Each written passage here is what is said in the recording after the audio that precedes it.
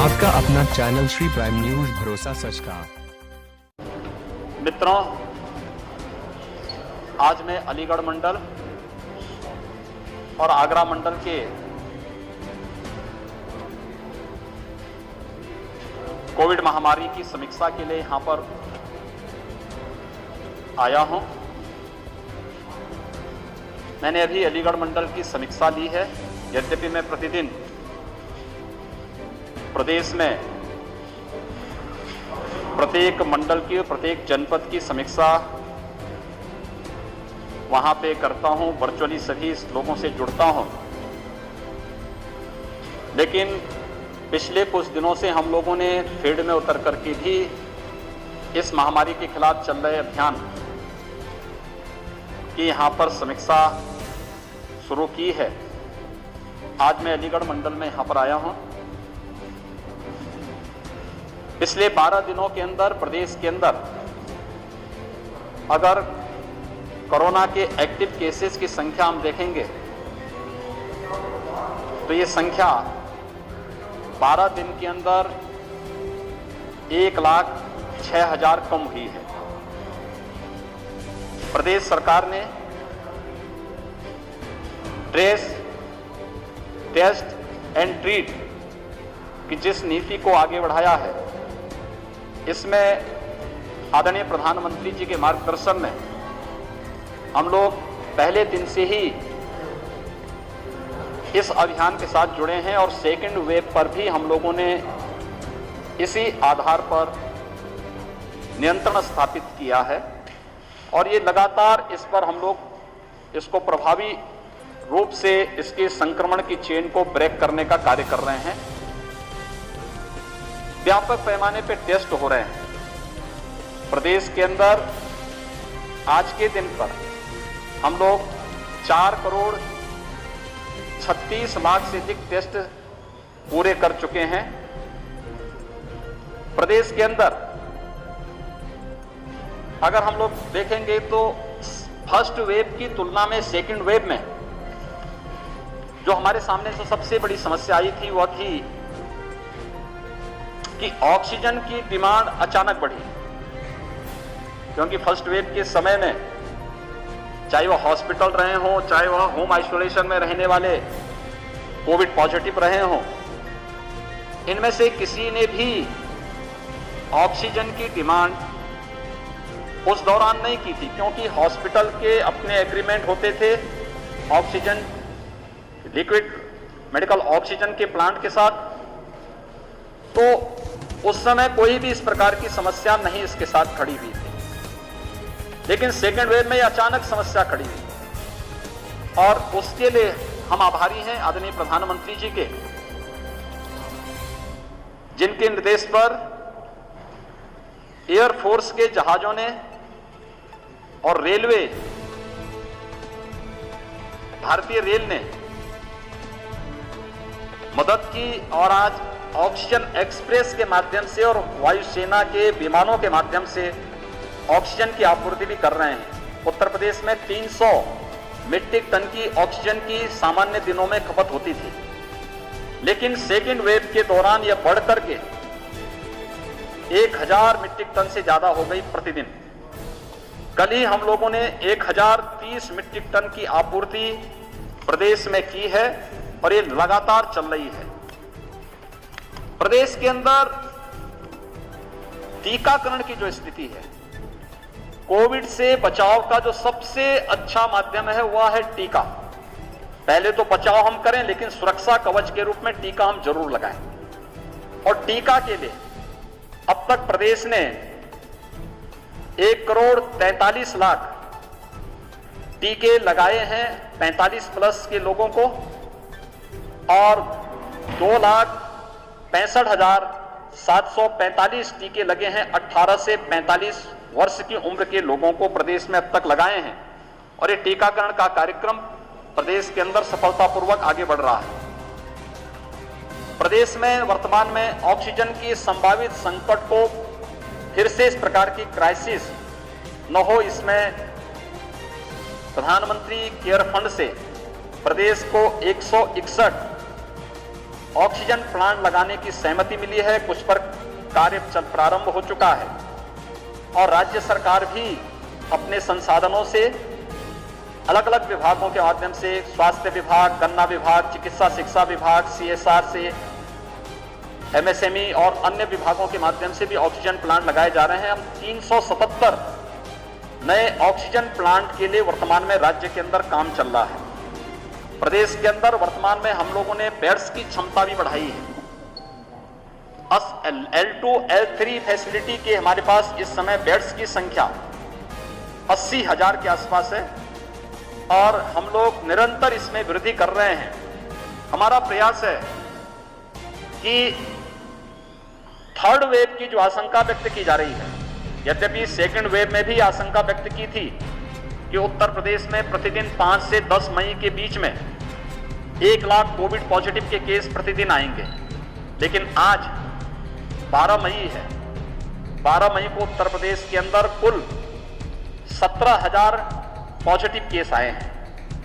हम लोगों ने उन आशंकाओं को निर्मूल साबित किया है, लेकिन लापरवाही और सतर्कता लापरवाही हमेशा छोड़नी पड़ेगी और सतर्कता हमेशा बनी रखनी पड़ेगी।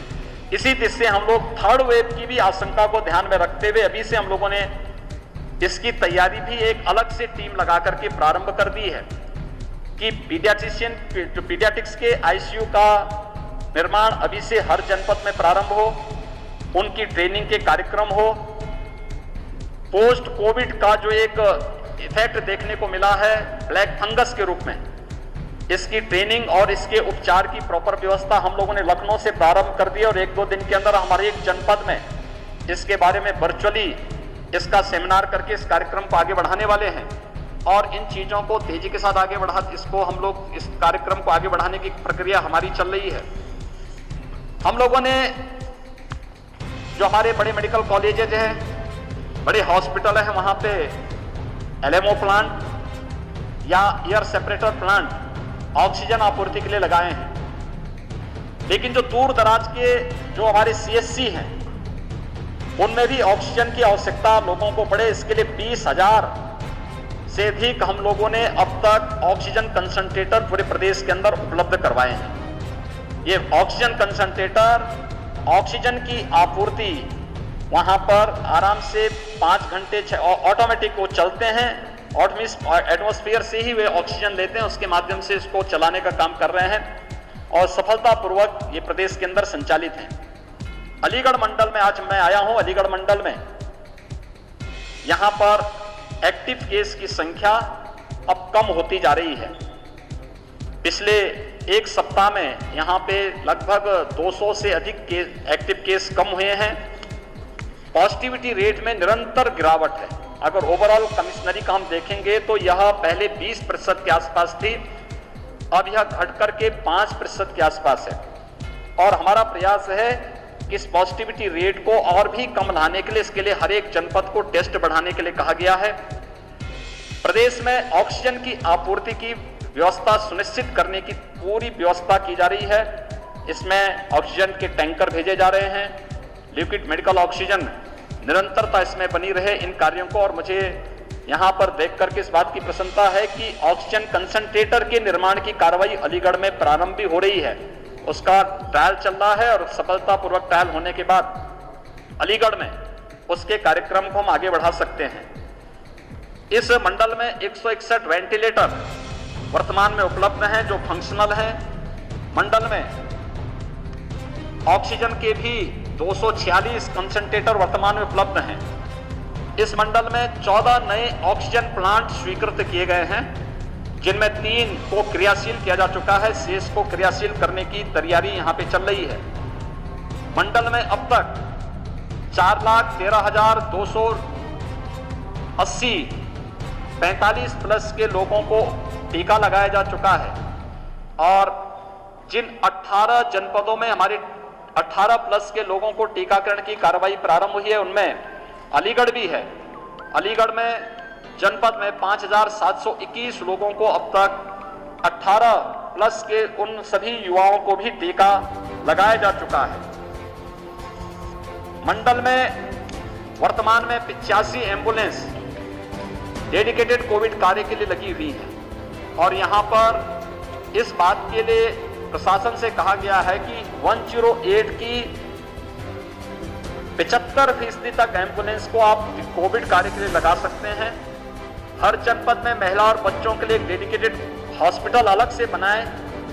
इसके अलावा यह भी व्यवस्था की गई है कि नॉन कोविड पेशेंट को और कोविड पेशेंट के लिए टेली कंसल्टेशन की सुविधा और उनके लिए नॉन कोविड पेशेंट के लिए हर जनपद में जो गंभीर रोगी हैं उनके लिए अलग से उपचार की व्यवस्था भी हर एक जनपद में हो। जो जीवन रक्षक दवाओं की आपूर्ति की कार्रवाई भी यहां पर प्रारंभ की जा रही है।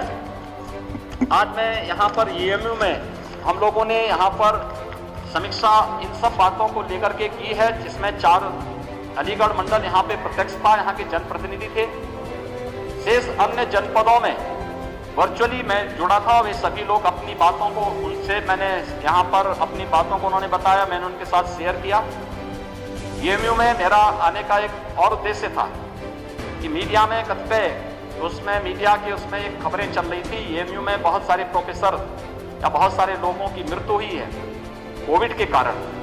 मैंने कल और परसों दोनों दिन एएमयू के वीसी साहब से भी चर्चा की थी और उन्होंने मुझे इस बारे में बताया कि हाँ, एएमयू में यहाँ पर 16 ऐसे लोग हैं जिनकी कोविड से मौत हुई है, जिनमें 10 की यहाँ हुई, 4 की अलग अलग स्थानों पर हुई और 2 दिल्ली में जिनकी मौत हुई थी।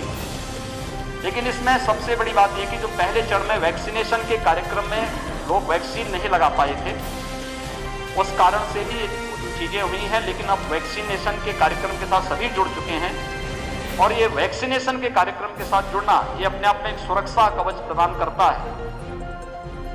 यहाँ पर ऑक्सीजन की आपूर्ति के लिए उन्होंने डिमांड की थी, राज्य सरकार ने उन्हें ऑक्सीजन आपूर्ति एलएमओ कल से प्रारंभ कर दी है और भी हमने उनको कहा है कि जो भी अन्य आवश्यक संसाधन और सुविधाओं की आवश्यकता पड़ेगी, लोकल एडमिनिस्ट्रेशन, एएमयू प्रशासन, जनप्रतिनिधि मिलकर के इस कार्यक्रम को तेजी के साथ आगे बढ़ाने का कार्य करें। एक एक व्यक्ति का जीवन अमूल्य है। इस समय मानवीय संवेदना सबसे महत्वपूर्ण है। हर एक पीड़ित के प्रति हमारी संवेदना होनी चाहिए और उसको हम संवेदनशील तरीके से बचाने का कार्य कर सकें, यह आज की सबसे बड़ी आवश्यकता है। और मैं अभिनंदन करूंगा अपने सभी हेल्थ वर्कर्स का, उन सभी कोरोना वॉरियर्स का जो इस कार्य के साथ मजबूती के साथ जुड़े हुए हैं और एक एक व्यक्ति के जीवन को बचाने का कार्य कर रहे हैं। मेरी आप सबसे भी अपील है कि बचाव सर्वोत्तम उपाय है, लेकिन अगर कहीं किसी में कोई लक्षण है, किसी को आशंका हो, तत्काल जांच करवाएं। जांच कराने से भागे ना।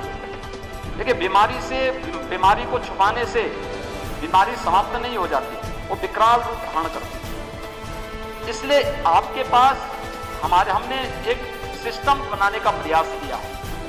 हम एक महामारी से लड़ रहे हैं, इसलिए बीमारी को छुपाना, बताएं। सरकार हर प्रकार की सुविधा दे रही है, वैक्सीन फ्री दे रही है, दवा फ्री कर रही है, सब कुछ फ्री कर रही है, भारत सरकार पूरा सपोर्ट कर रही है।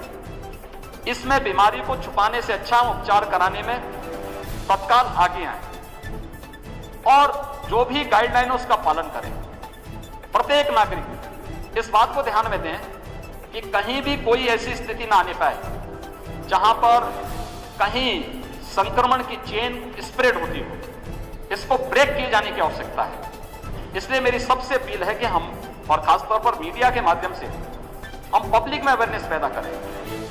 हाई रिस्क कैटेगरी के लोग, यानी 60 साल से ऊपर, 10 वर्ष से छोटी उम्र के लोग, बच्चे, गर्भवती महिलाएं, गंभीर रोग से ग्रसित कोई भी व्यक्ति या कम इम्यूनिटी के व्यक्ति, ये लोग घर के बाहर न निकलें, घर में भी मास्क लगाएं।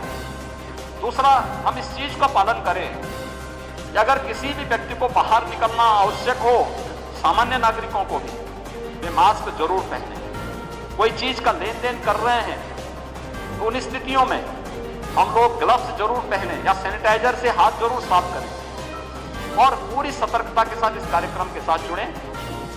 टीम वर्क ही रिजल्ट देगी। और ये टीम वर्क ने ही ये रिजल्ट दिया है।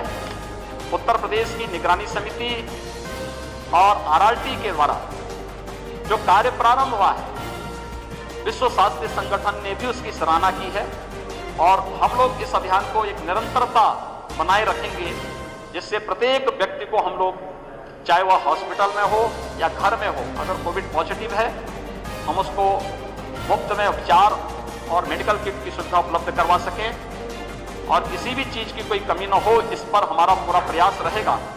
ये प्रयास निरंतर चल रहे हैं। आज मैं यही समीक्षा लेने के लिए आया था। बहुत बहुत धन्यवाद। आपका अपना चैनल श्री प्राइम न्यूज भरोसा सच का।